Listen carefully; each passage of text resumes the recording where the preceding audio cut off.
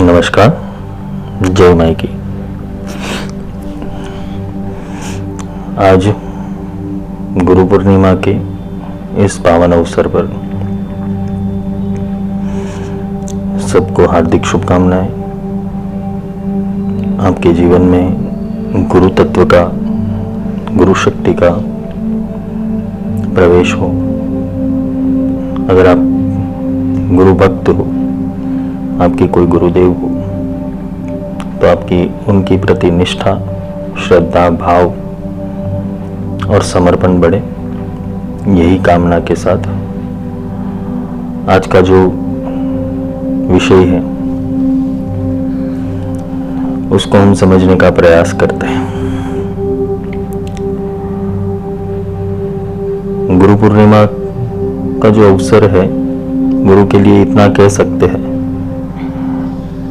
कि सब धरती कागज करूं, लेखनी सब वन राय, सात समुद्र की मसी करूं, गुरु गुण लिखा ना जाए। जो गुरु का गुण है वो लिखने के लिए सब कोई असमर्थ है, चाहे वो देवता ही क्यों ना हो, चाहे वो कोई ऋषि हो, पंडित हो, महात्मा हो, बहुत बड़ा योगी हो, पर गुरु की गुण लिखने के अंदर सब कोई असमर्थ है। शिव महिम्न स्तोत्र के अंदर भी बोला गया है, कैसे तगिरदम स्यात् कज्जरम सिंधु पात्रे सुरतरुवर शाखा लेखिनी पत्र पूर्वी लिखति यदित्वा शारदा सर्वकाल तदतपिति गुणानामिशम पारम न याति। अगर सरस्वती स्वयं लिखना चाहे तो भी नहीं लिख सकती, क्योंकि गुरु तत्व वो बड़ा है। गुरु तत्व इसलिए इतना विशेष है कि जब जीवन के अंदर तुम किसी परिस्थिति के अंदर फंस गए हो, कोई क्षेत्र के अंदर फंस गए हो, कहीं पर राह नहीं मिल रही है, जीवन के कुछ प्रश्न हल नहीं हो रहे, तो गुरु तत्व कोई ना कोई रूप लेके तुम्हारे पास आता है। गुरु कोई भी हो सकता है, गुरु कोई शरीर नहीं है, गुरु तत्व है, और यही तत्व तुम्हें हर जगह सिखाता है।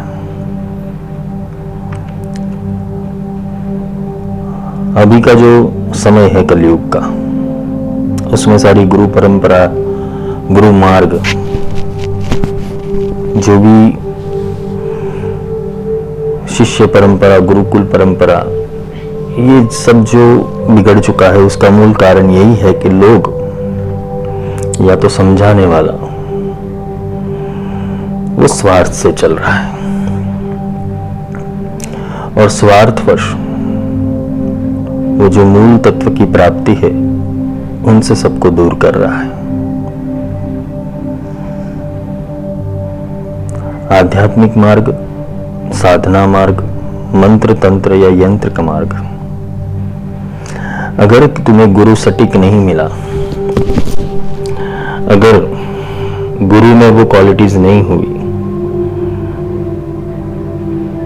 और तुम्हारा समर्पण भी है वहां पर, फिर भी कोई योगवश एक ऐसा संयोग बनेगा कि जिससे तुम अगर सत्य की प्राप्ति की ओर बढ़ रहे हो, तो कोई सत्य पुरुष तुम्हारे लिए प्रकट होगा। गुरु की छवि हमारे जीवन के अंदर बहुत धुंधली है, क्योंकि आजकल तो देखने जाए तो कारांत प्रकारांत के रूप से गुरु मिल जाएंगे तुम्हें, अलग अलग प्रकार की दीक्षा देने वाले गुरु मिल जाएंगे, अलग अलग विज्ञान विषय समझाने वाले गुरु मिल जाएंगे तुम्हें, पर मूल तत्व, मूल ब्रह्म जो परमात्मा है, जो ब्रह्मांड की इकलौती एनर्जी है, जो यूनिवर्सल पावर है, चाहे ये ब्रह्मांड का समझ लो या दूसरे ब्रह्मांडों का, वो एक है। और वो एक ही पर्याप्त है। फिल्टरेशन प्रोसेस हो रहा है अभी। तुम 5 साल पहले जो साधना में थे अभी नहीं हो, या तो 1 साल पहले जो साधना में थे अभी नहीं हो, उसका एक ही कारण है कि तुम्हारे भीतर सत्य पड़ा हुआ है, तुम गलत दिशा में वहन कर रहे हो, इसलिए तुम्हारी कोई साधना खंडित हो गई, तुमने रोक दिया उसको। क्योंकि अंदर वाला नहीं चाहता कि तुम गलत मार्ग के ऊपर चलो। गुरु और सदगुरु में अंतर होता है।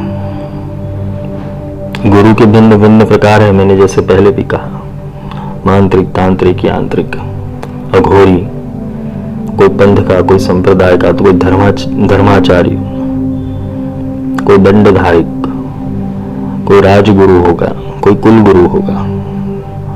हम किसी पंडित को भी गुरु मान लेते हैं, सब गुरु है, पर सदगुरु वो है कि जो तुम्हें मुक्ति दिलवाए, जो तुम्हें ये भ्रम जाल से, मिथ्या जाल से तुम्हें दूर कर दे और दूर करके तुम्हें आत्मदर्शन करवाए। तुम वेद ले लो, उपनिषद ले लो, आगम तंत्र ले लो, निगम तंत्र ले लो, या जो भी हमारे ग्रंथों का सार है, उसमें एक तत्व कायम रहने वाला है, उसे कहते हैं गुरु। गुरु सिखाएगा, गुरु चलाएगा, गुरु दौड़ाएगा। कबीर ने गुरु की महिमा में यहां तक कह दिया कि गुरु गोविंद दोनों खड़े काको लागू पाए, बलिहारी गुरु आप की गोविंद होता है। गोविंद डायरेक्टली तुम्हें नहीं मिल सकता, वो ईश्वर तुम्हें डायरेक्टली नहीं मिल सकता। क्यों? वो निराकार परब्रह्म है, और निराकार परब्रह्म को जानने हेतु तुम्हें निराकार बनना पड़ेगा, और तुम अभी फंसे हुए हो आकार के अंदर, तुम फंसे हो एक शरीर के अंदर, तुम निराकार की प्राप्ति नहीं कर सकते। तुम्हें बीच में एक सेतु को रखना पड़ेगा, तुम्हें बीच में एक संयोग को रखना पड़ेगा, एक योग बिठाना पड़ेगा, जिसे कहते हैं कि तुम्हारे साक्षात परब्रह्म गुरु। और वो योग से ही तुम वो गोविंद तक, वो परमात्मा तक तुम पहुंच पाओगे। इसलिए कबीर जैसा बुद्ध पुरुष यही कहता है कि मैं अगर किसके चरण पूजूं, गुरु के पूजूं या गोविंद के पूजूं? क्योंकि बताने वाला, गोविंद को निर्देश करने वाला, गोविंद की संज्ञा देने वाला, गोविंद को समझाने वाला वो गुरु है। और गोविंद में ही दोनों वास करते और गुरु में ही गोविंद रहता है। पर ये बात जितनी सहली लगती है हमें उतनी है नहीं, क्योंकि हमने सब पढ़ा हुआ है, सब देखा हुआ है। हम किसी और की दृष्टि से गुरु तत्व को समझना चाहते हैं। हम किसी रूप, रंग, आकार में फंस गए। हमें कोई चीज इतनी आकर्षक लग जाती है, हम उसे गुरु बना देते हैं। मन के आकर्षण से गुरु बदले जाते हैं, और आत्मा के आकर्षण से गुरु स्थिर हो जाता है तुम्हारे अंदर।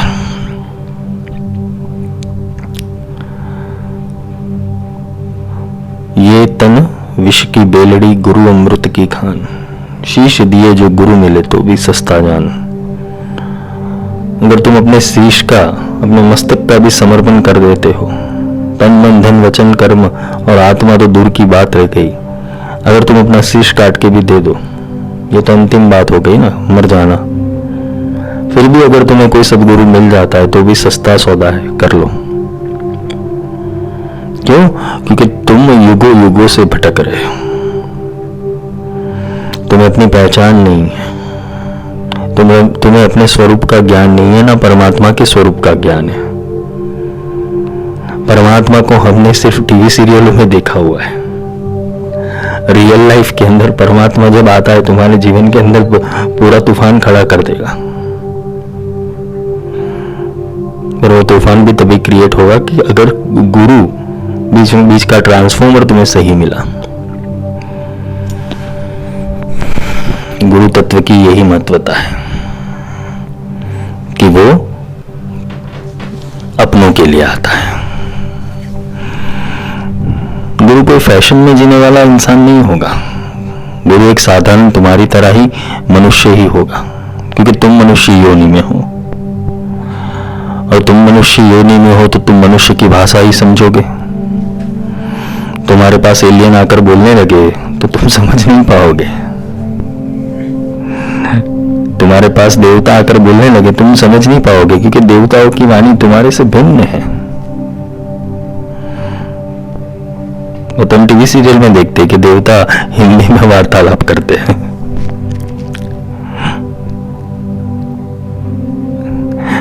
गणपति संस्कृत बोलते हैं, हनुमान जी हिंदी बोलते हैं।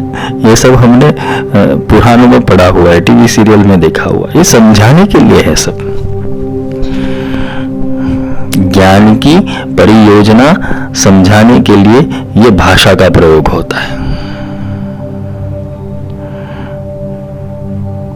पर मूल बात यही है कि अगर तुम शास्त्र पढ़ो तो शास्त्र के अंदर एक ही चीज बोली गई है कि परमात्मा कौन है। परमात्मा वाणी रूप है, लेकिन जब वो वाणी किसी विदेही के अंदर प्रकट होती है, किसी वो सत्वधारी इंसान के अंदर प्रकट होती है, तो उसे प्रकट स्वरूप कहते हैं। कि ये वो वाणी 24 घंटे उसके अंदर चलती है, तो क्योंकि उसने वो तार ज्वाइंट किया हुआ है, तो फिल्टरेशन करके वो वाणी को नीचे उतारते हैं। जैसे तुम्हारा स्टेज होगा, जैसे तुम्हारी अंतरात्मा की स्तर होगी, तुम्हारे मन का स्तर होगा, ऐसी वाणी उतरेगी तुम में, और ऐसी ही वाणी वाले गुरु तुम्हारे सामने आएंगे। अगर तुम्हारा आत्मा बहुत चेतनाशाली है, बहुत दिव्य है, बहुत ही शुद्ध और पवित्र है, तो तुम्हारे लिए परमात्मा बहुत सोहला होके आएगा। अगर तुम्हारे अंदर बहुत सारे कॉम्प्लिकेटेड है, तो वो परमात्मा भी कॉम्प्लिकेटेड रास्ते से ही आएगा। फिर वो मंत्र तंत्र यंत्र में तुम्हें गिरा देगा, क्योंकि तुम उसे कॉम्प्लिकेशन में ढूंढ रहे हो। जैसी जिसकी सोच है वैसा उसका भगवान है, वैसा उसका गुरु है। तुम किसी को भी अपना गुरु आसानी से मान लेते हो। आजकल तो फैशन दिखा है, एक इंसान के स्टेटस के अंदर 10-15 गुरु के फोटो होते हैं। सबसे शिक्षा लो, बस सदगुरु तो एक होना चाहिए तुम्हारा, जो तुम्हारा आत्मीय हो, जो तुम्हारी आत्मा की भाषा बोलता हो, तुम्हारे मन की भाषा नहीं। और जब कोई तुम्हारी आत्मा की भाषा बोलता है तो तुम जाग जाओगे। बस यही तो काम था, तुम्हें जगाना। और जिस दिन तुम जाग गए उस दिन कुछ कहने योग्य भी नहीं रहोगे। वहां सिर्फ समर्पण हो जाता है। फिर इंद्रियों का समर्पण, मन का समर्पण, बुद्धि का समर्पण, चित्त का समर्पण, सब अपने आप हो जाता है। क्यों? क्योंकि तुम्हें वो पहचान देने वाला मिल गया। अभी तक तुम्हारे पास वो पहचान कराने वाला नहीं मिला था, इसलिए ये गुरु तत्व वो अप्रगट महासत्ता को अपने भीतर प्रकट करता है। तुम्हारे लिए ये जो भी है फैंटेसी वर्ल्ड, ऊपरी लोगों की, तुम उसे वास्तविकता में कैसे महसूस करोगे? तुम घर में शालिग्राम ले आए, श्रीयंत्र ले आए, देवी का फोटो रख दिया, पर देवी मिली नहीं, तब तक उसकी फोटो के ऊपर तुम अपना आधार लेके चल रहे हो। पर अगर गुरु मिल जाते तो देवी क्या है वो तुम्हें अगर समझा दे, तो फिर तो वो जो देवी की छवि थी वो तुम्हारे भीतर प्रकट होना शुरू हो जाएगी, क्योंकि तुम अभी उसे तत्व रूप से देख रहे हो। तो अप्रगट क्या था तुम्हारे लिए? तुम्हारे लिए अप्रगट क्या था? वो ज्ञान था, वो दुर्लभ ज्ञान था कि जो तुम्हें अभी तक समझ में नहीं आ रहा था, तुम ढूंढ रहे थे लेकिन मिल नहीं रहा था। गुरु के संपर्क में आने से तुम देवी देवताओं को भी समझ पाते हो, पर ब्रह्म को भी समझ पाते हो, संसार को भी समझ पाते हो, माया को भी समझ पाते हो, ब्रह्म की भी समझ पाते हो, पर ब्रह्म को भी समझ पाते हो। गुरु इसकी व्याख्या समझाते हैं तुम्हें, और गुरु सबसे बड़ी व्याख्या तुम्हारे भीतर छुपा हुआ जो वो रहस्य है वो उजागर कर देते हैं। साधक का जितना भी प्रोग्राम होगा, प्रोग्राम की अगर बात करूं तो तुम जहां से पैदा हुए हो वहां से तुम प्रोग्राम करते करते करते करते अभी इस स्थिति के अंदर हो। तो जहां पैदा हुआ था वहां जो पहली सुरता थी, पहला ध्यान था तुम्हारा लगा हुआ, वहां पर अगर तुम्हारा ध्यान लग जाए तो बाकी का सारा जो जर्नी है तुम्हारी जीवन की, वो तुम्हें एक माया के अलावा, एक प्रपंच के अलावा, एक वीडियो गेम के अलावा कुछ नहीं दिखेगा। एक तुम्हें सिर्फ और सिर्फ मूवी दिखेगा।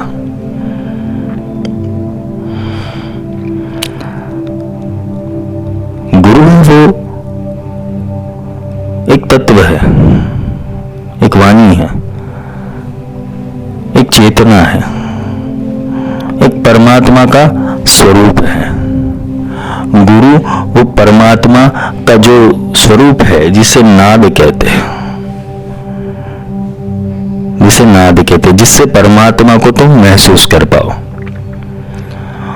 तो महसूस करने के लिए तुम्हें वही जाना पड़ेगा कि जिसके अंदर ये प्रकट हुआ है, जिसके अंदर ये डिस्ट्रीब्यूटरशिप दी हुई है, तो वो गुरु होते हैं। इसलिए गुरु को प्रकट नाद स्वरूप कहते हैं, क्योंकि वो आकाशवाणी बोल रही है 24 घंटे, तुम्हें सुनाई नहीं देती। तुमने उसकी सिद्धि हासिल नहीं की तो तुम्हें कैसे पता चलेगा कि परमात्मा तुमसे क्या बात करना चाहता है, देवी देवता तुमसे क्या बात करना चाहते हैं, परब्रह्म तुमसे क्या बात करना चाहता है? तुम कैसे समझ पाओगे इसको? तो इसका रास्ता शास्त्रों ने दे दिया कि तुम नाद को पकड़ो, नाद ही मूल ऊर्जा है।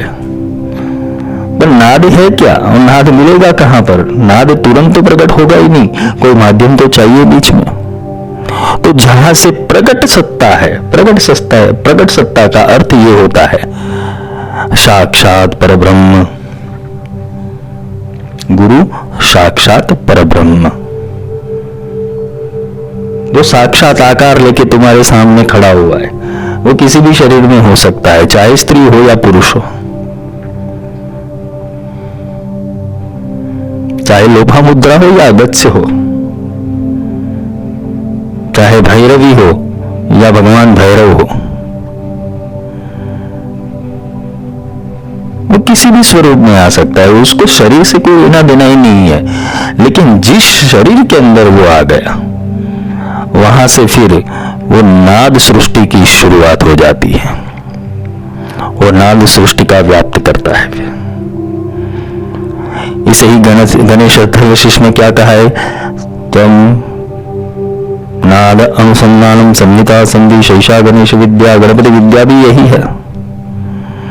महागणपति की श्री विद्या के अंदर तर्पण बहुत सारे कर लिए, लेकिन गणपति तत्व जाना ही नहीं तो हो गया क्या तुम्हारा?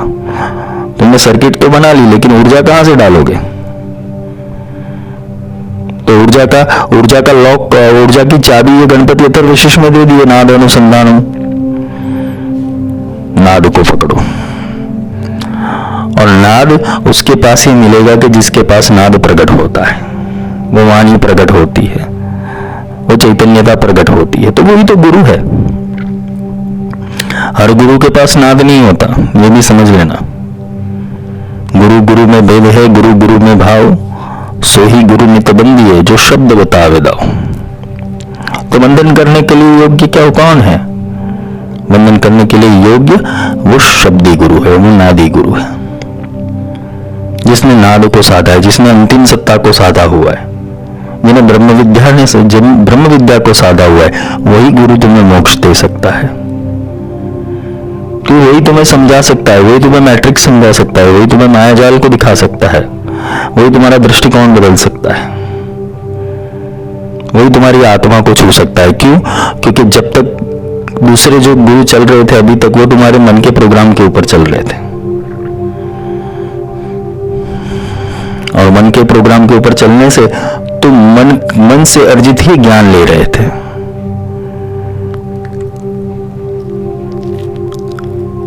ये दत्त बावनी आती है, ये महाराष्ट्रियन लोग करते, दत्त भगवान की पूजा करते। उसमें गुजरात के अंदर एक संत हो गए नवदूत,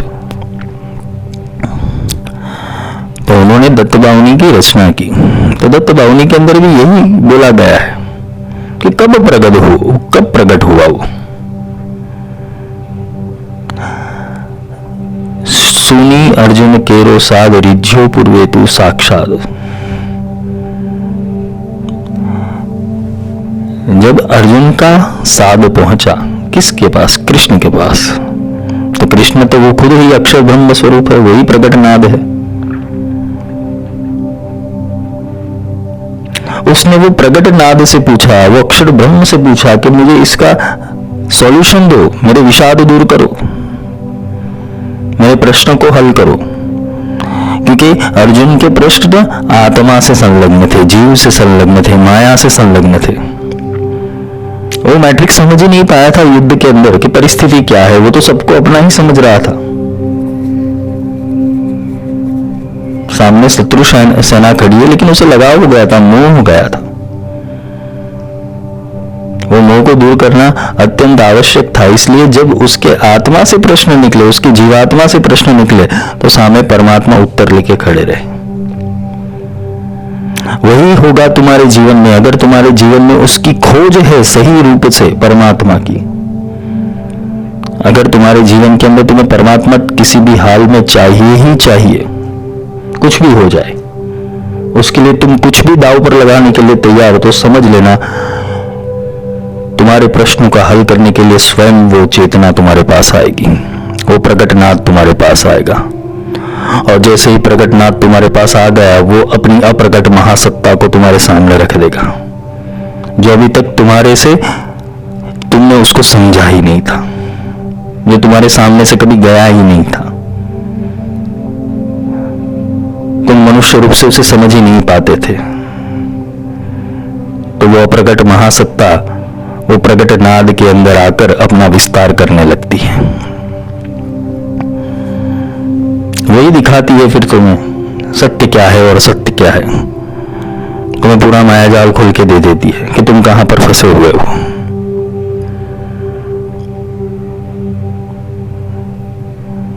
रूप, रंग, आकार, शरीर, काल, समय, क्षेत्र, भाषा, जाति, धर्म, कुल, ये सबके अंदर तुम फंसे हुए हो। और इसमें से बाहर निकालने के लिए ही वो हाथ देता है अपना कि चल निकल बाहर इसमें से। क्योंकि जब कुछ नहीं था तब क्या था, वो सोच पहले। ये तर्क तुम्हारा नहीं जाता, वो तर्क गुरु देता है। गुरु तत्व की यही तो महत्वता है कि वो तुम्हें वो विज्ञान सिखाना चाहता है कि जिससे तुम बाहर निकल पाओ, जिससे तुम फंसो नहीं वापस। तुम्हारी चेतना जो निस्तेज हो चुकी है उसके अंदर जागृति आ जाए।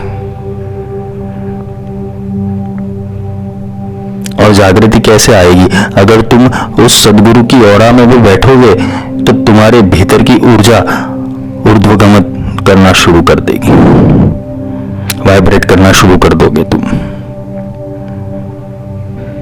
तुम अपने आप विकारों से निकल जाओगे, अपने आप समर्पण हो जाएगा, अपने आप शुद्धता आ जाएगी तुम में। तो ये कैसे होगा? जब आत्मा से आत्मा का स्पर्श होता है, जब परमात्मा का आत्मा से स्पर्श होता है, तब अपने आप सब घटनाएं घटित होती है। फिर तुम्हें कुछ भी करने की जरूरत नहीं है, ना तुम्हें कुछ चीज साधने की जरूरत है।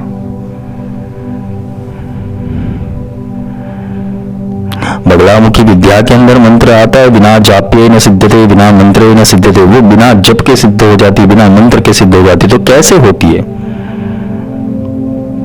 गुरु कृपा से।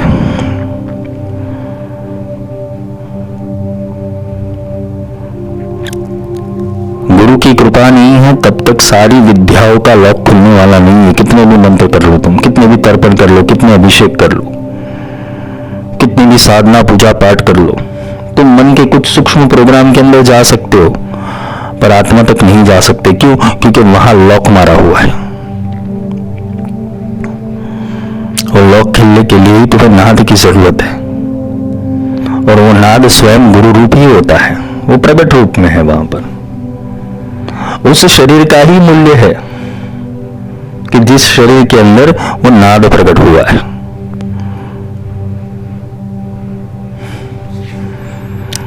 जिसने साधा होगा, जिसके पास वो कंपनी होगी, तो वही तो डिस्ट्रीब्यूटरशिप दे पाएगी तुम्हें, वरना कैसे दे पाएगी? उसके पास कनेक्शन तो होना चाहिए, तो तुम्हें कनेक्शन देगा ना।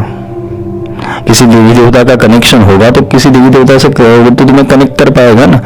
उसके पास है ही नहीं तो वो देगा कैसे? तो वो तो बोलेगा इतने सारे मंत्र कर लो, जप कर लो, लेकिन तुम्हारा होता क्या है? तुम परेशानी में रहते हो। प्रॉब्लम ये है कि तुम परेशानी दूर करने के लिए जाते हो, इसलिए तुम्हें ये माया सामने आ जाती है। लेकिन तुम्हारा अगर प्रश्न सही है कि मुझे अपने आप को समझना है, तुम अगर आध्यात्मिक हो तो समझ लेना कि गुरु की खोज तुम्हारी थोड़ी लंबी हो जाएगी। पहुंचोगे तो सही, पहुंचोगे तो सही। और गुरु, अगर समझ लो तुम्हारे जीवन में गुरु आ गए, और गुरु आने के बाद तुम्हारे जीवन में परिवर्तन आ रहे हैं, कुछ थॉट लेवल के ऊपर, विचार के लेवल के ऊपर, मन के स्तर के ऊपर तुम्हारे सब बोलते हैं कि अनुभव अलग अलग हो रहे हैं, तो समझ लेना कि सही जगह पर तुम पहुंच गए। तुम्हारा थॉट प्रोसेसर बदला जाएगा, पहले तुम्हारा दृष्टिकोण चेंज किया जाएगा, और जैसे दृष्टिकोण चेंज होगा वो तुम्हारे भीतर उसको आने का मार्ग बना देते। गुरु क्या करते? परमात्मा का आने का मार्ग तुम्हारे अंदर बना देते, पहले शुद्ध कर देते और तुम्हारी सारी गंदगी पहले निकाल देते, और जो तुम्हारा थॉट प्रोसेसर बाहर की ओर था वो भीतर की ओर कर देते, क्योंकि भीतर से ही सब कुछ प्रकट हुआ है। जो भी हो रहा है तुम्हारे जीवन में, तुम सांस ले रहे हो, भीतर ले रहे हो, खा रहे हो, भीतर भीतर जा रहा है भोजन, आंखें बंद कर रहे हो तो भीतर हो। तुम बाहर कहाँ हो? तुम शरीर के अंदर तो हो। तुम्हें ऐसा लगता है कि कुछ बाहर प्रकट हो जाए, तुम्हें ऐसा लगता है कि परमात्मा बाहर प्रकट होगा, फोटो में से निकलेगा, चतुर्भुज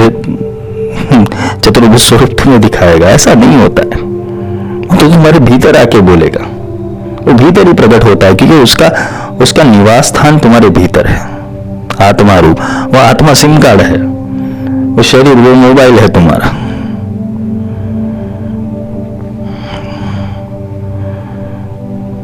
और नेटवर्क वो चेतना है। तो हमें समझना ही ये है पहले कि हम कहां पर फंसे हुए, और जैसे ही समझ में आएगा वैसे गुरु आगे का मार्ग देंगे तुम्हें।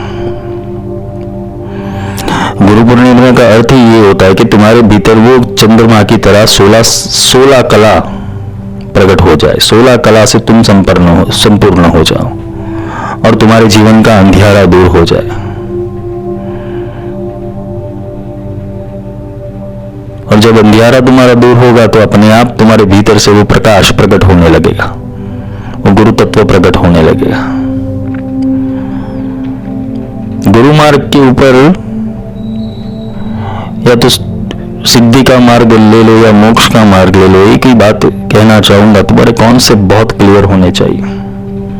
आखिर तुम चाहते क्या हो? क्या तुम्हें सच में मोक्ष की जरूरत है? क्या सच में तुम्हें परमात्मा चाहिए, या सच में तुम्हें अपने स्वरूप को पहचानना है? तभी किसी साधना क्षेत्र में उतरना, वरना तुम टाइम पास करके वापस आ जाओगे, अपना समय भी बिगाड़ोगे।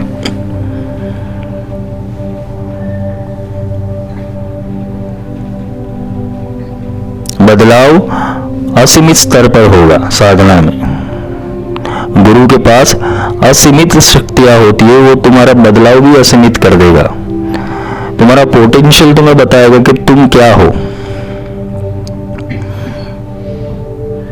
तुम्हारा 2 GB का रैम था, उसकी जगह वो 100 GB का रैम डाल देगा तुम्हारे अंदर। सोचो कितना फास्ट कंप्यूटर हो जाएगा तुम्हारा। और 100 GB भी कम पड़ा तुमने तो वो फिर ड्राइव देके देगा तुम्हें सब सैटेलाइट कनेक्शन, कोई चिंता नहीं। पहले 100 GB यूज करोगे, उतना पावर तुम्हें मिल गया कि भाई तुम सारी चीजें एक्सेस कर पाओ, लाइफ के अंदर सारे प्रोग्राम को एक्सेस कर पाओ, सारे स्पिरिचुअल नॉलेज को एक्सेस कर पाओ। अगर तुम्हारा ज्ञान इससे भी आगे बढ़ गया तो फिर तुम्हें सैटेलाइट बना दिया जाएगा, और सैटेलाइट जैसे ही बन जाओगे तुम्हें कुछ करने की जरूरत नहीं, स्वतः तुम सारी चीजों को पकड़ पाओगे। कोई तुम्हारा कनेक्शन साधेगा जब तुम सैटेलाइट बन जाओगे। जब तुम ये एनर्जी के इस फील्ड तक पहुंच जाओगे, लोग तुम्हारा कॉलिंग करेंगे। ये आत्माओं के अलग अलग विज्ञान है। यह प्रकट महासत्ता और कुछ नहीं, ये वो विज्ञान है कि जो तो तुम्हारे पास अभी तक छिपा हुआ है, तुम उससे अज्ञात फिर रहे हो। तुमने जीवन के अंदर सिद्धियों के बारे में समझा हुआ है, देवी देवताओं के बारे में समझा हुआ है, आत्मा के बारे में नहीं समझा अभी तक, क्योंकि आत्मा का विषय वो इस सबसे ज्यादा है। सबसे बड़ा तंत्र ही आत्मा है, और आत्मा के स्तर के ऊपर आने के बाद तुम्हारे से कुछ भी बात छुपी नहीं रहेगी। ये ब्रह्मांड के अंदर तुम सब एक्सेस कर पाओगे, चाहे मंत्र हो, तंत्र हो, यंत्र हो, देवी देवता हो, परब्रह्म हो। तुम्हें पहले आत्मा के ऊपर आना पड़ेगा, और आत्मा के लिए चाहिए तुम्हारे लिए तुम्हारा गुरु, क्योंकि वही दर्पण दिखा पाएगा कि तुम कौन हो, तुम्हारा सत्य क्या है। गुरु के तुम आत्मज होते हो। अगर कोई सही गुरु तुम्हें मिल जाए तो वो उसका सीधा संपर्क तुम्हारी आत्मा से हो जाएगा, तुम आत्मज बन जाते हो उसके। जिसे सोलमेट कहते हैं, एक पुराना रिश्ता। वो तभी जाके संभव है कि जब तुम्हारी वृत्तियां गुरु की वृत्तियों से मेल खाती हो। कुछ को जल्दी हो जाता है, कुछ को देर लगता है, किसी के लिए वर्षों तक असंभव रहता है। क्यों? जितना मन है उतना तुम्हें देर लगेगा। जितना मन है, उसके विषय है, उसकी वासना है, उसकी आकांक्षा है, उतना देर लगेगा आत्मा तक पहुंचने में। और जितना तुम्हारा आत्मा ने ट्रैवल किया होगा, जितना प्रोग्रामिंग करते करते तुम यहां पर पहुंचोगे, उतना गुरु को बोलते हैं ना कि सर्वाइव करना पड़ेगा तुम्हें जगाने के लिए। और किसी के अंदर एक चेतना भी शुद्ध रूप से वहन करती होगी तो डायरेक्टली वो शक्तिपात से सीधा साफ हो जाता है, सीधा निर्मल। उसे कुछ समझाने की जरूरत नहीं रहती, फिर तुरंत बदलाव हो जाता है। वो अप्रकट महासत्ता उसके सामने सारे रहस्य खोल देता है।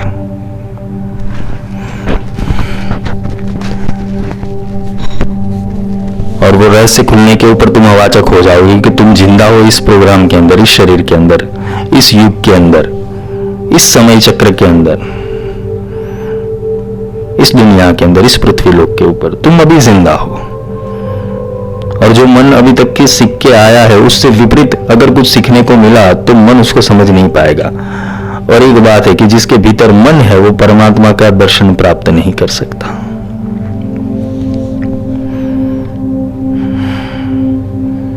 तुम्हारे संकल्प विकल्प है, तुम्हारे मनोयोग है, तुम्हारा अलग मनोविज्ञान है, तुम्हारी साइकोलॉजी अलग है, तुम्हारी स्पिरिचुअलिटी खुद ही तुमने डेवलप की हुई है कि स्पिरिचुअलिटी ऐसी ही होती है, अध्यात्म ऐसा होता है। तुम खुद अपने अंदर डेवलप कर रहे हो, प्रोग्राम कर रहे हो। जब सत्य प्रकट होता है तो तुम अवाचक रह जाते हो कि ऐसा कैसा सत्य है। तो अभी तक जो क्या सीखा वो गलत है। हाँ, गलत है। क्यों? क्योंकि वो आत्मभाव से नहीं सीखा हुआ है। प्रोग्राम चलाने वाला यही चाहेगा कि तुम फंसे रहो, और प्रोग्रामर जो होता है वो तुम्हें बचाने के लिए आता है नीचे कि तुम इस प्रोग्राम में फंस जाओ, तुम ये माया जाल के शिकार मत हो जाओ। तो गुरु होता है वो तो प्रोग्रामर होता है। ऐसे हजारों प्रोग्राम को वो देख सकता है, सोच सकता है, समझ सकता है। वो तुम्हारे अंदर से कौन बोल रहा है गुरु को पता होता है, आत्मा बोल रही है या मन बोल रहा है। गुरु सब भांप लेते हैं क्योंकि वो प्रकट नाद स्वरूप है। नाद का अर्थ है कि तुम्हारे भीतर भी एक नाद चल रहा है, तुम्हारे भीतर भी एक नाद चल रहा है, तुम्हारे भीतर भी एक संगीत चल रहा है। वो संगीत वो गुरु में से ही संगीत निकला हुआ है जो तुम्हारे भीतर चल रहा है। तो तुम्हारे अंदर क्या चल रहा है वो गुरु वो संगीत को आवाज देते तो सुन लेते हैं कि क्या चल रहा है तुम्हारे अंदर। चींटी के पग जेवर बाजे वो भी साहिब सुनता है। अगर चींटी के पैर में तुम पायल बांध दो और वो अगर रास्ते के ऊपर जा रही है तो कितनी सूक्ष्म आवाज होगी, वो भी परमात्मा सुन लेता है, वो भी गुरु सुन लेते हैं। तो कौन कहां पर रुका हुआ है ये गुरु को पता है, और गुरु वही संस्कार को तोड़ेंगे, क्योंकि तुम्हें शुद्ध चेतना के अंदर विलीन करना है और तुम्हारा मन बीच में आ रहा है, तो मन के ऊपर गुरु प्रहार करते रहेंगे, वो खड़गमाला चलाते रहेंगे, क्योंकि उनको भी एक प्रगटनाद जरूरी है पैदा करना, क्योंकि गुरु का अस्तित्व शिष्य से ही है। गुरु भी कभी अपने जीवन के अंदर शिष्य रह चुके हैं, उन्होंने भी शिष्य की परीक्षाओं में से पास होना पड़ा था,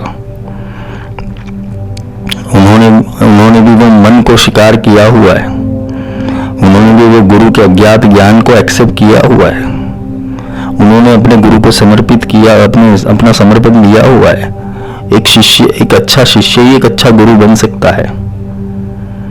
गुरु ऐसे नहीं बना जाता कि तुम अपने आगे नाम लिख दो 1008 108 और तुम अपने आप को पदवी दे दो, अपने आप को ग्रैंड मास्टर बोल दो, ऐसे थोड़ी गुरु बनते हैं। वो स्नातक की डिग्रियां देता कौन है तुम्हें? आजकल तो कोर्स हो रहे सर्टिफिकेट वाले। सिद्धियों का कोई कोर्स नहीं होता है, सिद्धियां प्रेम से प्रकट होती है।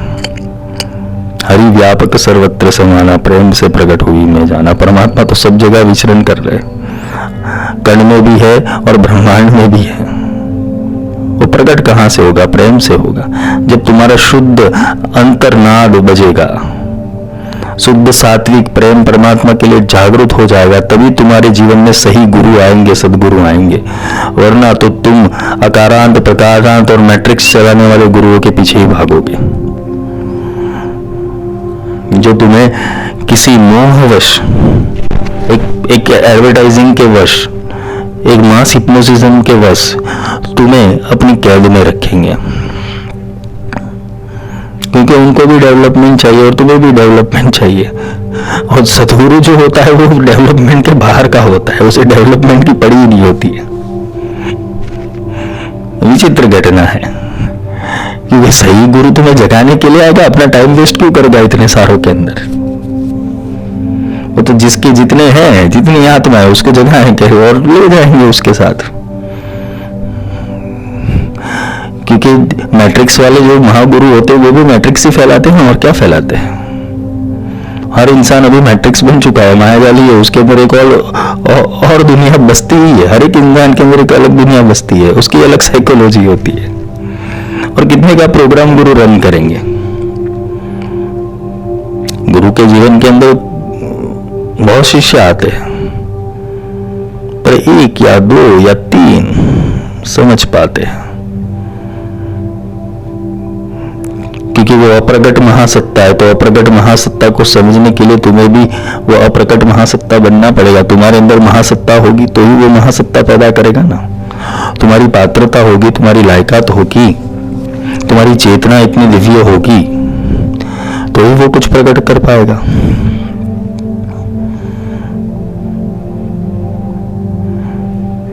तुम तैयार रहो। फिलोसॉफी क्या कहती है गुरु के बारे में? कि तुम सिर्फ अपनी पात्रता बनाओ, गुरु तुम्हारे पास आएगा, तुम्हें गुरु के पास से आने की जरूरत नहीं। क्यों? वो खोजी के पास आता है। खोजी लेना साथ में दिन ही वस्तु रखाए, कोटि जन्म का पंथ था पल में पहुंचा जाए। ये कोटि जन्म का पंथ है, तुम्हारी आत्मा की जहां से यात्रा शुरू हुई है और कितने सारे साइकिल तुमने छोड़े हुए हैं, कितने जन्म छोड़े हुए, और तुम अभी भी जन्म निर्धारण करके इस पृथ्वी लोक के ऊपर वहन कर रहे हो। तो खोजी नहीं है तुम्हारे पास, इसलिए भटक रहे हो। जब खोजी मिल जाता है, दिन ही वस्तु लिखा है, वो वस्तु लिख देता है तुम्हारे ऊपर सिंबल लिख देता है, तुम्हारे अंदर अपनी चिप एंटर कर देता है। कोटि जन्म का पंथ था, पल में पहुंचा जाए। वो आधी सेकंड की घड़ी के अंदर वो गुरु ट्रांसफर कर देता है सारा, आधी सेकंड के अंदर। सेकंड भी नहीं, एक घड़ी, आधी घड़ी, आधी में बुनियाद। इतने सूक्ष्म में वो बोलते हैं ना कि कार्य कर देती है उनकी ऊर्जा। पर कब? जब तुम्हारे समक्ष जो गुरु है, तुम्हें जो उपलब्ध गुरु है, उनको वो मानो। तो यहाँ पे जो मैट्रिक्स यानी संज्ञा है, भाव है, समर्पण है, प्रेम है, विवेक है, ये सारी चीज तो तुम्हें गुरु के पास चाहिए ही होगी। वो मैट्रिक्स वाला गुरु हो या सदगुरु हो, तुम्हें ये सारी चीज चाहिए होगी। मैट्रिक्स वाला गुरु तुम्हें दौड़ाएगा जरूर, बहुत दौड़ाएगा, मूल तक नहीं ले जाएगा, तुम्हें दौड़ाता रहेगा। एक प्रोग्राम में से दूसरे प्रोग्राम में, दूसरे कोर्स से तीसरे कोर्स में तुम्हें दौड़ाता रहेगा। जबकि सदगुरु क्या करते हैं, इसके अंदर से तुम्हें बाहर निकाल देते हैं। एक को पकड़, छोड़ सारी चीजों को। एक साधे सब सदे, सब सदे सब जाए। तो तुम्हें वो प्रगट नाथ को पकड़ना है, जिसके अंदर वो बोल रहा है, जिसके भीतर बैठ के वो परमात्मा उद्गीत कर रहा है। वो गीता अभी भी उसके भीतर से चालू है। वही गुरु को पकड़ो, जिसका ज्ञान अलभ्य है, अलौकिक है, जो इस दुनिया का नहीं है, वही योग्य होता है। क्योंकि इस दुनिया का सिखाने वाले तो सारे हैं, दूसरी दुनिया का सिखाने वाला कौन मिलेगा तुम्हें? कि जहां से तुम आए हो, जब पृथ्वी नहीं बनी थी तब तुम कहां थे? तब सिविलाइजेशन कहां था?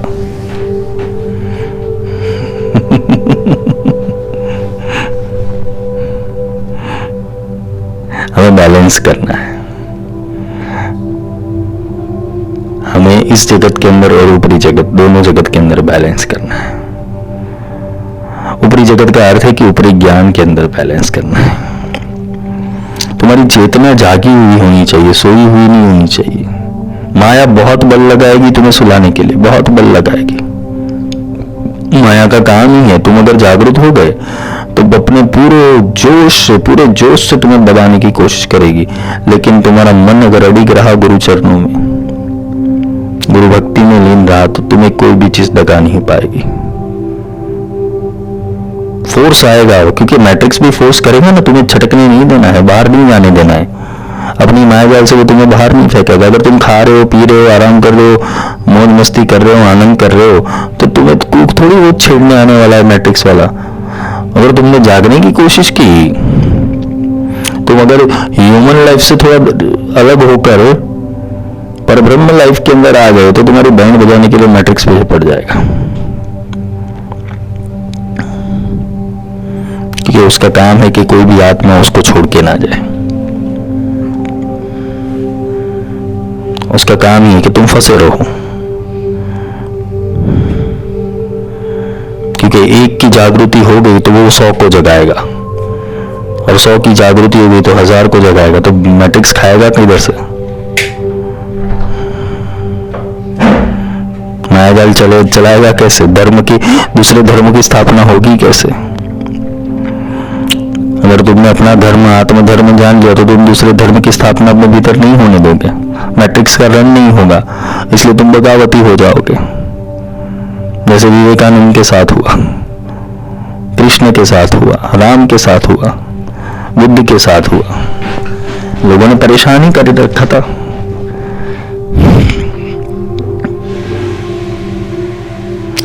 लेकिन उनको परेशानी इसलिए नहीं हुई क्योंकि वो जानते थे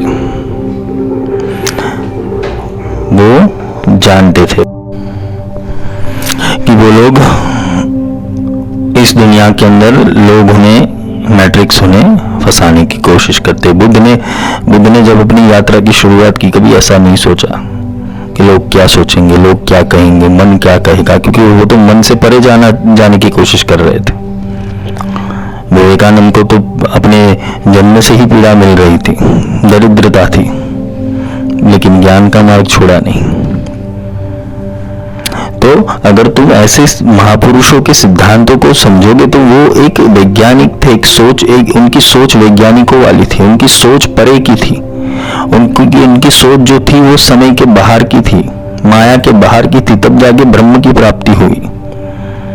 वो किसी चीज के लिए रोए नहीं थे कि ये नहीं है, वो नहीं है। वो तो एक ही चीज सोचते कि मैं क्या हूं, मुझे वो जानना है।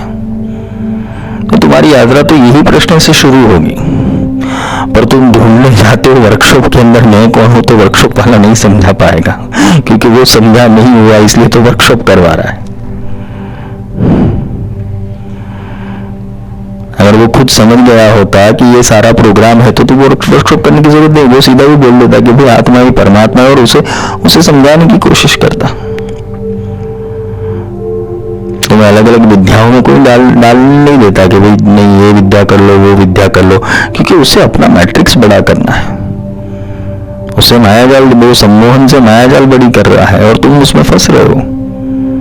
तुम्हारे पास पूर्णत्व सिद्धि इसीलिए नहीं होती क्योंकि तुम एनर्जी को सीधा ग्रहण नहीं करते हो। तुम अलग अलग ट्रांसफॉर्मर के पास पहुंचे, भाई अदानी से भी बिजली ले लूं, रिलायंस से भी बिजली ले लूं, अपने राज्य सरकार से भी बिजली ले लूं, तो तुम्हें 3 लाइट बिल आएंगे। फिर 25,000 का आएगा, एक 30,000 का आएगा, एक 35,000 का आएगा तुम्हें, क्योंकि अलग अलग कनेक्शन ले रखे हैं। पर लेकिन जिसने एक ही कनेक्शन ले रखा है और उसे पता है कि भाई ये कंपनी अच्छी है, कोई मेंटेनेंस नहीं है ज्यादा, तो तुम्हारा खर्चा बच जाएगा।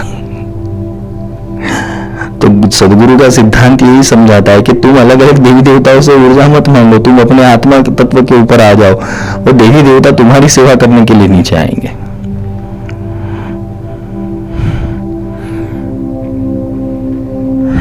आज एक मेरे शिष्य को समझा रहा था कि कोई भी परमात्मा को ऊपर जाके नहीं मिला है, कोई भी ऊपर मिलने नहीं गया है। तुम देख लो जितने भी भक्तों को परमात्मा मिला है, कोई भी ऊपर जाके ईश्वर को नहीं मिला है। सब ईश्वर तो वैसे एक ही है, लेकिन जो भी मिला है, जिसको भी मिला है, उसको नीचे आके ही मिला है, मनुष्य रूप में।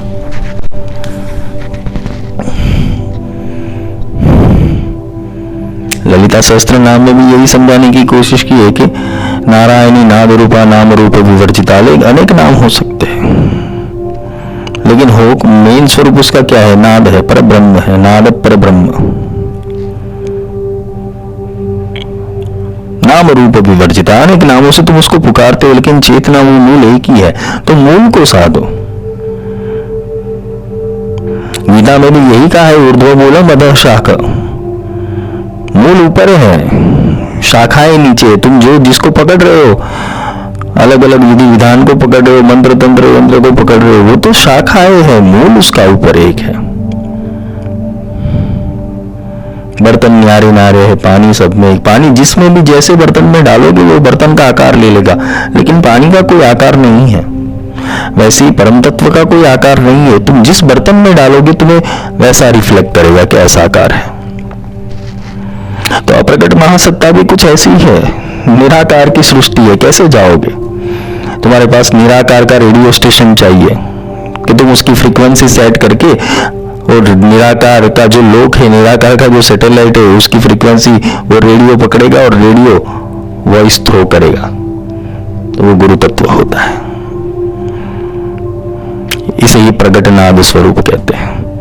24 घंटे चलता है, ऐसा नहीं कि 1 घंटे के लिए रुक गया, ऐसा नहीं होता है। और जब किसी को एक्सपेरिमेंट होता है, उसके जीवन में ये तत्व मिलता है उसे, तो उसे भी पता चलता है उसका थॉट प्रोसेसर 400 गुना बढ़ जाता है, क्योंकि उसे इतना सारा ज्ञान मिलने लगता है कि वो बोलते ना कि लिखने बैठ जाए तो घंटों निकल जाए उसको खाने का भी भान ना रहे, सोने का भान ना रहे, माया का भान ना रहे, शरीर का भान ना रहे, ऐसी हालत हो जाती है। तो जब वो मिलता है, जब ये तत्व गुरु तत्व तुम्हें मिलता है, तो फिर सुध-बुध तुम्हारी खो जाएगी, तुम इस दुनिया के नहीं रहोगे फिर। तो ये गुरु का लोक वो परब्रह्म लोक है, गुरु का मंडल वो परब्रह्म लोक से परे है। वहां से कितनी चेतनाएं नीचे उतरती, किसी ना किसी रूप रंग आकार के अंदर। और सृष्टि के अंदर पृथ्वी लोक के ऊपर बहुत ही कम ऐसे तत्व होते, ऐसे एलिमेंट होते, ऐसे गुरु होते हैं कि जो तुम्हें ये वाणी प्रस्तारित कर सके।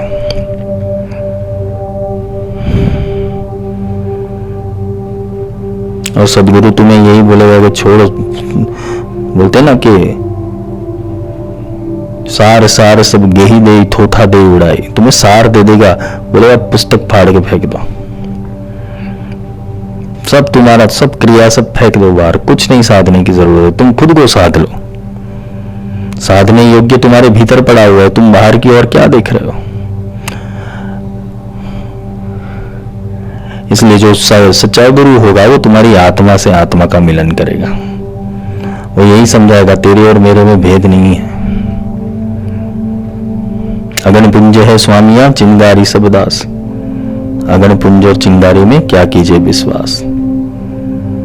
अगन पुंज वो स्वामी है, चिंगारी सब दास। तुम्हारे अंदर वो अगन पुंज प्रकट करने के लिए तुम्हारे अंदर चिंगारी प्रकट करनी पड़ेगी। वो चिंगारी अगर गुरु ने प्रकट कर ली तो तुम अगन पुंज बन जाओगे, तुम भी गुरु बन जाओगे।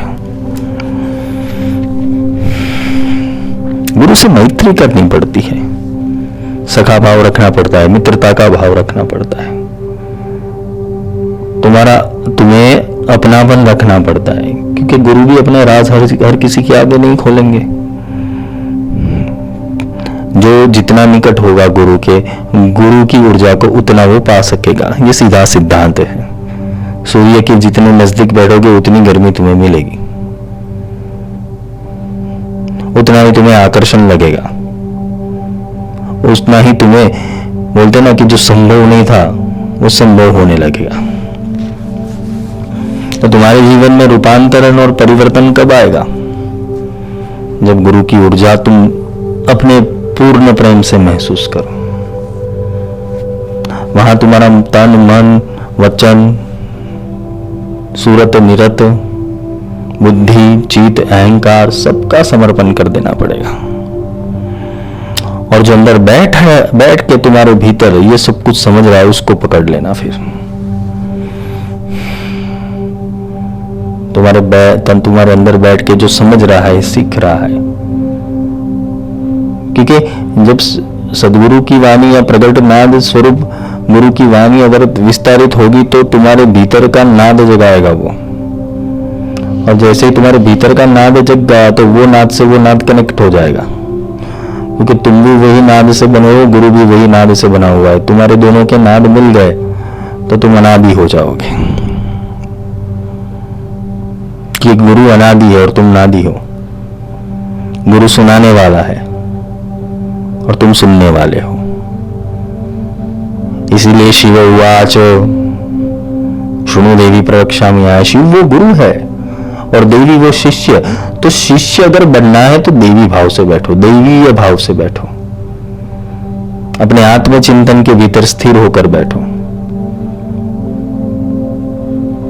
आत्म तत्व लेकर बैठो कि मुझे आखिर में प्राप्त क्या करना है, मुझे ग्रहण क्या करना है और गुरु समझाना क्या चाहते हैं। वो काफी बार प्रकटनाथ की अवस्था ऐसी होती है, वो परावाणी बोलता है, तुम हो मध्यमा के अंदर, तो मध्यमा से परा तक जाने के लिए वही बीच में वैखरी आती है, तो वो स्टेशन तुम्हें छोड़ना पड़ेगा। फिर पश्यंती आती है, वो स्टेशन छोड़ना पड़ेगा, फिर जाके तुम परा में सम्मिलित हो पाओगे।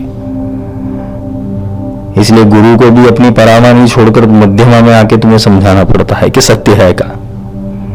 तुम्हें ऐसे तर्क देने पड़ते, ऐसे लॉजिक देने पड़ते, क्योंकि सीधे सीधी बात उतर तुम्हारे भीतर उतरेगी नहीं।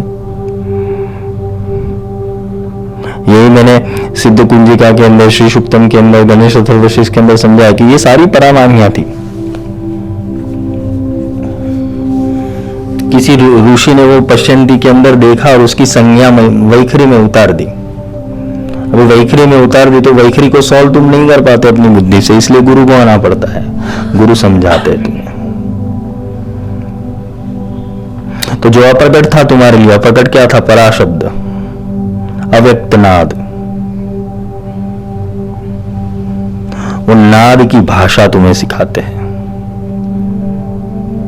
कि क्या कहना चाहता है परब्रह्म, वो अक्षर ब्रह्म क्या कहना चाहते हैं, उसकी कौन सी गीता अभी चल रही है। हम जब संकल्प लेते हैं कोई भी मंत्र तंत्र यंत्र का, पूजा पाठ का, हवन कर्म का कोई संकल्प लेते हैं, उसके अंदर आता है संकल्प विष्णु विष्णु विष्णु श्रीमद् भगवते महापुरुष विष्णु आज्ञा प्रवर्तमान स्यात् श्री ब्रह्मणो द्वितीय परार्धे, ये पूरा मंत्र आता है। उसका पहला ये ओम विष्णु विष्णु विष्णु, इसका अर्थ यही कि ओम को साधो पहले, ओम विष्णु विष्णु विष्णु। तो तुम्हारा जागृत, अर्ध जागृत और सुसुप्त, ये तीनों अवस्था के अंदर विष्णु तत्व का वहन पहले करना जरूरी है, तभी जाके तुम्हारा संकल्प होता है वो सिद्ध होता है। मंत्र पढ़ने से कुछ नहीं हो जाएगा। मंत्र तो तुमने पढ़ लिया, संकल्प पूरा पढ़ लिया, लेकिन समझना पड़ेगा ना संकल्प लेना कैसे है, कौन सा मनमंत्र चल रहा है, किसकी आज्ञा से चल रहा है। विष्णु आज्ञा, तो विष्णु ही विष्णु का आज्ञा दे सकता है ना, और कौन दे सकता है। तो तुम्हारे भीतर अगर विष्णु तत्व प्रकट हुआ तीनों ही अवस्था में, तुम्हारे मन की तीन अवस्थाएं, जागृत, अर्ध जागृत और सुषुप्त, ये तीनों अवस्था में विष्णु तत्व का प्रागट्य हो गया, परम तत्व का प्रागट्य कर दिया, फिर तुम उसको आज्ञा दे सकते हो एक विष्णु स्वरूप के अंदर, तब जाके तुम्हारा संकल्प सिद्ध होता है। लेकिन ये सारा प्रोसेस करने हेतु पहले कौन सा चीज आता है, ओम, जिसे नाद कहते हैं। जितने भी मंत्र बने ओमकार से शुरू होते हैं, पर ओमकार कहां से बना हुआ ये किसी को पता नहीं, उसे अव्यक्त नाद कहते हैं। और ये अव्यक्त नाद बहुत सूक्ष्म होता है, बहुत सूक्ष्माति सूक्ष्म होता है। सूक्ष्मतार एक डोरी है, एक सूक्ष्म डोरी है, वो चेतना की एक सूक्ष्म सूत्र है। उस सूत्र से तुम्हारा कनेक्शन गुरु के साथ हो जाता है, और वही सूत्र को, जो सूत्र नीचे है उसे ऊर्ध्व कर देते हैं गुरु, और फिर अपना सूत्र बांध देते हैं। इसे क्या कहते हैं, ब्रह्म संबंध, इसे कंठी बांधना कहते हैं।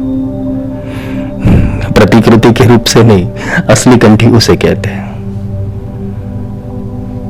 कि तुम्हारे भीतर की जो डोरी है, जहां से तुम अवतरित होके ये शरीर के अंदर आए हो, तो वो डोरी को उल्टी की जाती है, और वो डोरी को उल्टी करके उसके ऊपर गांठ लगाई जाती है। जैसे हम शिखा में गठबंधन करते हैं, जो ब्राह्मण लोग होते हैं वो शिखा में गांठ बांधते हैं। वो क्यों बांधते, कि यहां से कनेक्शन आ जाए ऊपर से। और ये सब एक प्रतिकृति है। असली महत्व यही है कि तुम्हारे भीतर की, जो तुम्हारे भीतर का सूत्र है, वो गुरु गांठ बांध देते, और गांठ बांध के ही बोलते कि यहां पर ही रुकना। ये क्या है, तुम्हारा सहस्त्रार है, जहां से चेतना का प्रवेश होगा, तुम यहां पर ही रुकना, इसलिए यहां पर गांठ बांध दो तुम। फिर तुम्हें गायत्री सुनाई देती है, गायत्रीरेवा रम मधुरम। वो मधुर संगीत गुरु दे देते, उसका सूत्र नीचे उतारते, और सूत्र नीचे उतारते, तुम नीचे उतारकर तुम्हारा शिखा बंधन करते। क्या भी बांध और उसको पकड़। फिर वो जो उसका सूत्र है और तुम्हारा सूत्र है चेतना का, वो दोनों की जब गांठ पड़ जाती है, दोनों बोलते हैं ना कि एक अटूट संबंध के अंदर आ जाते हैं, तो उसे ब्रह्म गांठ कहते हैं, उसे ही ब्रह्म संबंध कहते हैं। पर ये हम विज्ञान सिखाने वाला कोई नहीं रहा, इसलिए प्रॉब्लम हो रहा है। तुम्हें विज्ञान कोई नहीं सिखाता, तुम्हें सिर्फ प्रतिकृति बता देते हैं कि ऐसा करो, ऐसा करो, ऐसा करो, ऐसा करो। अप्रकट महासत्ता यही तो समझाती है कि असलियत में है क्या, कौन हो तुम, क्यों है ये सारा विज्ञान, और इसके क्या मतलब होते हैं। तुम दुर्गा सप्तशती पढ़ते हो, लेकिन दुर्गा सप्तशती किस रूप में पढ़ते हो कि भाई देवी आई, देवी ने सब असुरों का वध कर दिया, बस खत्म हो गई कहानी। और तुम वो वध करने का चरित्र और पिक्चर सुन लेते हो, उसकी मूवी सुन लेते हो पूरी, और फिर तुम क्या कहते हो कि मेरे जीवन में सुधार आ जाए। अरे देवी ने तो अपना कर्तव्य पूरा कर दिया राक्षसों को मारकर, तुम्हारे भीतर के राक्षस कौन मारेगा, वो तो तुम्हें मारने पड़ेंगे। ये सप्तशती और क्या है, 7 चक्र का जागृतिकरण है। पर जैसे ही चक्र का नाम आता है तुम हिप्नोटाइज हो जाते हो, हाँ कुछ नया होगा। ये ग्रंथियां है और कुछ नहीं है। 7 जन्म होते, लोग कहते हैं ना कि 7 जन्म होते, 7 जन्म नहीं, ये 7 चक्र है, ये 7 ग्रंथियां है, जिस हर एक ग्रंथि से एक जन्म बंधा हुआ है तुम्हारा, हर एक गांठ खोलनी पड़ती है। पर कुंडली नहीं उठे तो ना, ध्यान कल्पना जगत में कुंडली नहीं उठाओगे तो तुम्हारा कल्याण हो गया। तुम्हें याद दिलवाना पड़ता है सारी चीजें। ये 7 ग्रंथि से 7 शरीर बने हुए। ऐसे तो तुम्हारे 14 प्रकार के शरीर है, उसमें से मुख्य 7 शरीर है, कारण, महाकारण, विराट, सूक्ष्म, प्राण, अलग अलग प्रकार के शरीर होते हैं।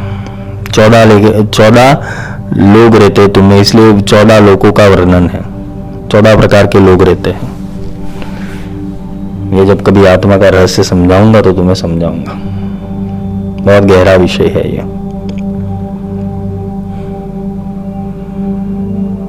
यथार्थ रूप से तुम्हें सब कुछ अवगत करना हो, सबकी प्राप्ति करनी हो, सब कुछ समझना हो यथार्थ रूप से, तो तुम्हें एक रेडियो स्टेशन ऐसा चाहिए कि जो तुम्हारी फ्रीक्वेंसी के साथ सेट हुआ हो। और तुम्हारी फ्रीक्वेंसी के साथ अगर वो सेट हो गया तो 24 घंटे तुम्हें ज्ञान मिलता रहेगा।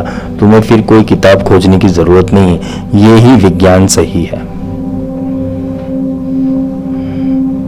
अगर विशिष्टों ने बोला है शिष्याय न देयम यो यदि मोह दास्यति स पापयान भवति। अगर मोहवश भी ये नाद का विज्ञान किसी कुपात्र को दे दिया, वो कुपात्र क्या करेगा? अपना प्रोग्राम बनाएगा, अपनी शाखा बनाएगा, अपना धर्म बनाएगा, अपनी परंपरा बनाएगा, अपने प्रोजेक्ट्स बनाएगा। इसलिए गुरु नहीं देते। लेकिन जो पात्र है, जिसको कुछ चाहिए ही नहीं गुरु के अलावा, जिसको गुरु के अलावा किसी भी चीज के अंदर इंटरेस्ट ना हो, भगवती के अलावा किसी भी चीज के अंदर इंटरेस्ट ना हो, ना उसको कुछ करना है आगे, उसको तो सिर्फ एक ही चाहिए कि तुम हो तो बहुत हो गया, तो समझ लेना वो निस्वार्थ मनुष्य को, वो निस्वार्थ व्यक्ति को, व्यक्ति विशेष को वो वस्तु दी जाती है। तुम अपनी धन दौलत संपत्ति उसी को ही दोगे जो उसका वहन कर पाए। तुम करोड़ों रुपए कमाओ और फिर बोलते ना कि तुम्हारा पुत्र उड़ा हो, बोलते ना कि पैसे बर्बाद करने वाला हो, गलत संगत में हो, तो तुम्हारी सारी संपत्ति का, तुम्हारी सारी धन दौलत का नाश कर देगा। तुम्हारा कुल बहुत बड़ा है, तुम बहुत संस्कारित वाले होगे, लेकिन एक संतान गलत हो गई तो दूसरी और संतानों को बिगाड़ेगी। इसलिए कुपात्र को कभी भी विद्या प्रदान नहीं करनी चाहिए, क्योंकि कुपात्र उसके अंदर कुतर्क करेगा और जो सही होगा वो समर्पण कर देगा, उसे फिर कुछ नहीं चाहिए। आवागमन शरीर को लागे, आवागमन सिर्फ शरीर का रहेगा, चेतना का नहीं रहेगा। चेतना उसकी स्थिर हो जाएगी, चाहे वो कितने भी जन्म ले ले, फिर वो जागृति रहता है, वो चेतना जागृति रहती है। बस उसको वो सदगुरु आके स्पर्श कर दे एक बार। ऐसे कई लोग होंगे जिसके अंदर वो चेतना पल रही है, जागृत है, पर वो बोलते हैं ना कि उसकी लाइट ऑन नहीं हुई है, वो स्विच ऑन नहीं हुई है। और तो अगर तुम्हारा गुरु जो तुम्हारे जन्म से तुम्हारे साथ है, अगर वो मिल गया तो वो स्विच ऑन कर देगा, फिर सारी लाइट चालू हो जाएगी अंदर की, अंधेरा भाग जाएगा। गुरु का काम ही अंधेरा दूर करना। गु को अंधियारी समझिए और रू को समझिए प्रकाश। जो अंधेरे में से उजालों की ओर ले जाए वही गुरु होता है। तो अंधेरा तो ये जगत ही है, ये मैट्रिक्स ही पूरा अंधेरा है। जो तुम समझ रहे हो, इस दुनिया में सीख रहे हो, पूरा अंधेरा ही है। तुम्हें ज्ञान देने वाला कौन है? सही ज्ञान देने वाला कोई नहीं है। और सदगुरु आता है, तुम उसको समझ नहीं पाओगे। वो विचित्र होता है, विचित्र वेश आए, अवधूत आए, दिगंबर आए, वो दुनिया के रिचुअल से अलग चलने वाला होगा, वो परंपरा से अलग चलने वाला होगा। लेकिन बात वो सत्य की कहेगा। वो जिस लोक से वो चेतना है वो लोक की करेगा। वो जहां से आए वहां तुम्हें ले जाएगा। वो प्रकट महासत्ता के अंदर तुम्हें प्रकट कर देगा और वो प्रकट महासत्ता के अंदर तुम्हें प्रकट नाद रूप कर देगा। तो गुरु तुम्हें पहले क्या बनाएगा? मित्र बनाएगा। फिर जैसे तुम्हारी मित्रता गाढ़ हो गई, तुम गुरु के प्रेम में आओगे, उनसे प्रेम होगे, उनकी चेतना से, उनके ज्ञान से, उनसे एक अलग प्रकार का तुम्हारा लगाव हो जाएगा। जैसे ही लगाव होगा, तुम्हारे अंदर देवत्व का वास करना, सो देवता वास करने आ जाएगा। क्योंकि देवताओं को भी शरीर चाहिए मोक्ष के लिए, तो देवता कौन सी योनि में आएंगे? मनुष्य योनि में आएंगे। तो देवता फिर मनुष्य योनि में जन्म लेते हैं। वो चेतना मनुष्य में आती है देवताओं की, और वो देवता फिर अपग्रेड होते होते होते होते एक दिन परमात्मा का स्वरूप ले लेते। तो मुक्ति के लिए भी देवताओं को अगर साधन चाहिए तो मनुष्य रूप का चाहिए। इसलिए परमात्मा बार बार मनुष्य रूप में आते हैं और सिर्फ विष्णु आते हैं। विशिष्ट ऊर्जा ही आती है, शिवांश भी आते हैं, वो संहारक होते फिर, और कोई ब्रह्म स्वरूप में भी आता है जो कुछ नया सर्जन करता है। आत्मा के 3 प्रकार है, सत्व, रज और तमस। सत्व वाला नया कुछ सर्जन करेगा, रजस बैलेंस करेगा और तमस संहार करेगा। और ये तीनों के मैट्रिक्स से परे परब्रह्म होता है। हमने गुरु दत्तात्रेय के 3 मुख देखे, ब्रह्मा विष्णु महेश स्वरूप का, और एक स्वरूप दत्तात्रेय का, एक मुखी दत्तात्रेय, यानी कि वो परब्रह्म स्वरूप एक ही है, अलग नहीं है। वो 3 दिखता है, वो सत्व में दिखेगा, रजस में भी दिखेगा और तमस में भी दिखेगा।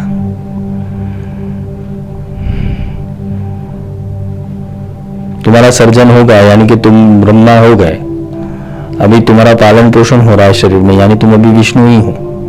और तुम जब मर जाओगे, तुम्हारा संहार हो जाएगा, तुम्हारे सारे अस्तित्व का संहार हो जाएगा, तुम रुद्र रूप में विलीन हो जाओगे। ये तीनों तुम्हारे अंदर वात, पित्त और कफ तो है, सत्व, रज और तमस तो है, तीनों ही चाहिए। और तुम्हारे अंदर रुद्र शक्ति नहीं है तो तुम्हारा बॉडी सर्जन तो करेगा लेकिन विसर्जन नहीं करेगा, तो प्रॉब्लम हो जाएगा। तुम्हारे शरीर के अंदर से पसीना नहीं निकला, मूत्र नहीं निकला, तुमने मल त्याग नहीं किया, तो प्रॉब्लम हो जाएगा। नए कोष जनरेट नहीं होंगे, जो सर्जन हुआ है उसका ही विनाश हो जाएगा। फिर एक दिन वो सर्जनात्मक क्षमता इतनी बढ़ जाएगी उसकी कि वो शरीर एक दिन बहुत व्याप्त हो जाएगा, रोग का हो जाएगा, इनबैलेंस हो जाएगा। इसलिए संहारक रखा गया है। इसलिए वात, पित्त और कफ ये तीनों बैलेंस के रूप में रहते हैं तुम्हारे अंदर। तो गुरु होता है तो ये विज्ञान समझाते हैं कि तुम कौन सी गलत दिशा के अंदर वहन कर रहे हो, देखने की दृष्टि बदल देंगे। फिर उस सुप्त में बोला गया कि जिसकी हजारों आंखें हैं, हजारों हाथ है, हजारों पैर है, हजारों जिह्वा है, हजारों सिर है, उसका अर्थ ही यही है ना कि वो तुम्हें 1000 रूप से दृष्टि देगा। गुरु का कार्य ही है कि हर एक एंगल से सोचने की क्षमता देने वाला, हर एक डायमेंशन से सोचने की क्षमता देने वाला, वही गुरु तत्व है। कि तुम किस चीज को किस एंगल से देखते हो, वैसा दृष्टिकोण तुम्हारा बनता जाएगा। तुम इस दुनिया के अंदर आके कौन से विज्ञान से किस चीज को परख रहे हो, उससे तुम्हारा दृष्टिकोण पता चलता है कि तुम कितने सतर्क हो, या कितने ज्ञानी हो, या कितने बुद्धू हो। तुम्हें सीखना है वो लोग का, और फिर तुम कहते हो कि नहीं ये लोग के अंदर तो क्या होगा, ये भी तो चलाना है, ये भी तो वहन करना है, तो तुम बैलेंस नहीं कर पाओगे। तुम्हें दोनों जगह बैलेंस करना पड़ेगा, और दोनों जगह बैलेंस करते करते एक दिन जब मृत्यु निकट आ जाएगी, शरीर छोड़ना पड़ेगा, तब तुम्हें जंप लगाना पड़ेगा एक और, कि तुम्हें अपनी चेतना को भूलना नहीं है, वापस वही चेतना में विलीन होता है। तो जो बैलेंस किया होगा परलोक का, तो ही तो तुम छटक पाओगे, यहां से छूट पाओगे, मोक्ष को उपलब्ध हो पाओगे, चेतना में विलीन हो पाओगे। तो यही तो सीखना है। आर्ट ऑफ लिविंग तो सब सिखाते हैं, आर्ट ऑफ डाइंग कोई सिखाए तो अच्छा है। आर्ट ऑफ डाइंग सीखना जरूरी है। मरे कैसे और मारे कैसे, अपने दुर्गुणों को मारे कैसे, अपने अज्ञान को मारे कैसे, अपने अंधेरे को मिटाए कैसे, वही तो सीखना है तुम्हें। तो अप्रगट महासत्ता ये प्रगट नाद रूप के अंदर तुम्हारे पास आकर पूरा विज्ञान, ज्ञान और तुम्हारी दिव्य दृष्टि खोल देता है। तुम्हारा अज्ञान है उसे मिटा देता है, तुम्हारे अंदर विज्ञान पैदा कर देता है, तुम्हारी थिंकिंग को ब्रॉड कर देता है, तुम्हारी एक्सेस रैम को बोलता है ना कि ड्राइव बना देता है, सैटेलाइट बना देता है। तो जीवन के अंदर अगर गुरु बनाना है तो ऐसे को बनाना कि जो तुम्हें यह प्रकट महासत्ता समझा सके, परमात्मा के मूल तक ले जा सके, परमात्मा को समझा सके और परमात्मा तुम्हें दिला सके। वरना एक दूसरा जन्म भी तुम्हारा बिगड़ेगा। तुमने पंच तत्वों से उधार मांग के ये शरीर लिया हुआ है, अग्नि से तेज मांगा है, पृथ्वी से स्थिरता मांगी हुई है तुमने। शरीर पृथ्वी का ही अंश है, मिट्टी का पुतला मिट्टी में मिल जाएगा, है ऐसी कहावत है। तो जो भी तुम्हारी हड्डियां है उसमें पृथ्वी तत्व ही है। ये पंच तत्वों से तुमने मांगा हुआ है। जल तत्व तुम्हारा खून और वीर्य है। ये पूरा मैंने ब्रह्मास्त्र विद्या में बहुत डीप समझाया हुआ है। तुमने उधार मांगा हुआ है पंच तत्वों को, उनका उधार लौटाना पड़ेगा। और उधार उनका तभी लौट पाएगा कि जब तुम्हारे पंच तत्व शुद्ध हो जाए। तो पंच तत्व एक ही चीज से शुद्ध हो गए, जिसे अथर्व शक्ति कहते हैं, अथर्वा कहते हैं। मनुष्य रूप से तुम ऊपर नहीं जा सकते, क्योंकि तुम्हें ऊपरी लोक में क्या है वो तुम्हें पता नहीं है। मनुष्य रूप से नहीं है। अगर तुम्हारी पात्रता बन गई तो तुम्हारे अंदर देवता को कनेक्ट किया जाता है। तो तुम्हारा जो स्पेस शिप है फिर वो देवता चलाते हैं। इसे ही प्राण प्रतिष्ठा कहते हैं। तो देवता तुम्हारे अंदर अगर वास करने होगा तो देवता अपने लोक के अंदर तुम्हें ले जाएंगे, फिर तुम्हारी चेतना को ले जाएंगे, तुम्हारी चेतना को विस्तृत कर देंगे। तो फिर जो विज्ञान की खोज है वो भी देवता करेंगे, क्योंकि उसको भी मुक्त होना है, उसको भी मुक्ति समझनी है। वो भी मुक्त नहीं है।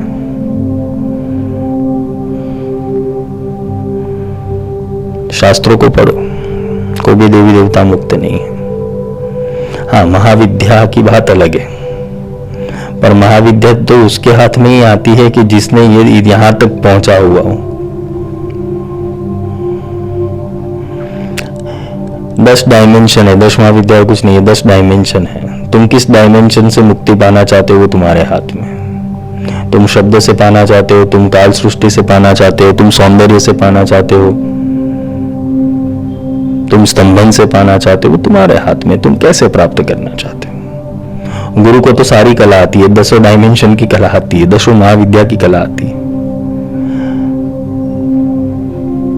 पर गुरु ये सबसे सौला मार्ग देते हैं। तुम्हें सब छुड़वाकर एक के अंदर प्रकट कैसे होना है, एक के अंदर कैसे जाना है, एक के अंदर तार कैसे लगाना है, वो सिखा देते हैं।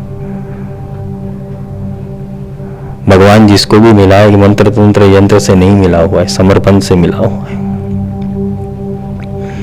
समर्पण ही मूल मार्ग है, मित्रता ही मूल मार्ग है, प्रेम ही मूल मार्ग है। अर्जुन अगर कृष्ण का मित्र नहीं होता तो उसको गीता नहीं सुनाते, और राधा का प्रेमी नहीं होता तो राधा को अपने स्वरूप का ज्ञान नहीं करवाते। हनुमान जी के साथ सखा भाव ना होता, हनुमान जी की भक्ति नहीं होती, हनुमान जी का समर्पण नहीं होता तो राम अपने नारायण स्वरूप को कैसे दिखाते। ध्रुव के अंदर भक्ति ना होती, प्रहलाद के अंदर भक्ति ना होती तो नारायण नहीं मिलते। वो तो किसी भी स्वरूप से प्रकट हो गए।